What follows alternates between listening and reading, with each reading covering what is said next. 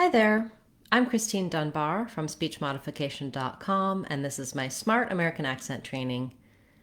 In this video, we're going to look at the words try, chai, dry, train, chain, and drain. We're going to look at the TR sound and how it relates to the CH sound to give you some help for pronouncing these words correctly. So the request and the question that prompted this video was someone asking about the words try and train and saying they needed help with the CH sound, the ch sound. The words try and train don't really have a ch sound, but the reason this was asked is that probably the speaker was mispronouncing those TR sounds and noticed that when they used something more like a CH sound, they were closer to correct. So let's break down each of these words, talk about the pronunciation, and I'll explain what I mean. When we're looking at a word like try, what's hard for some people in that word is that the T sound needs to have a burst of air. So when I'm saying something like take or to or talk, in American English, I need to have a puff of air come out. If I say take, I should actually be able to feel the air on my hand. For some non-native speakers of English, also speakers of Indian English, some other dialects of English, you may have a tendency to say that word like take or to without that puff of air. That would sound like take or do. You're not doing a D sound, but to an American listener, it will sound like a D because there's a big difference between to and do with no burst of air. So it's all about whether or not that air comes out. So when you're saying something like a T and an R, try, you need that burst of air.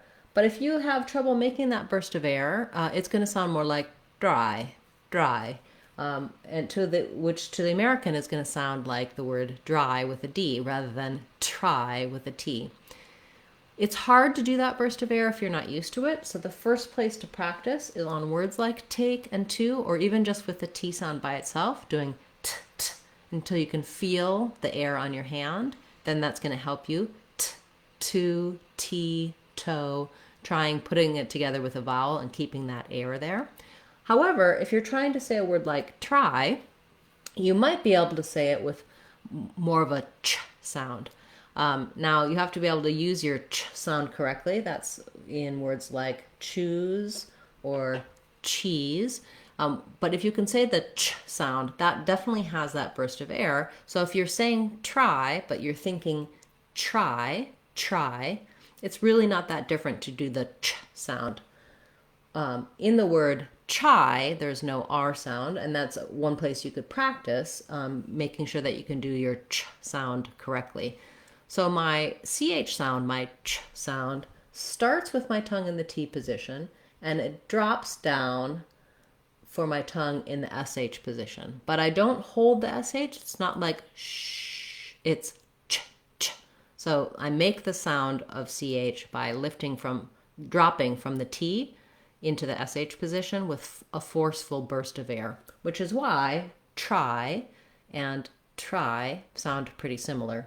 This is not ideal. Try, it has almost the wrong shape and not the exact same sound.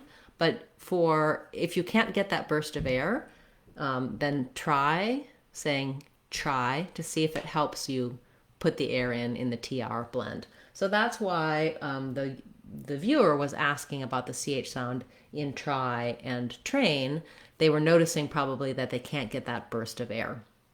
All right, so when we're talking about chai, we have just the CH sound, no R, and our same I blend. That's actually not the right vowel there. We're not doing an E, it's not tree, but try, the I diphthong. I used letter I instead of the symbol I.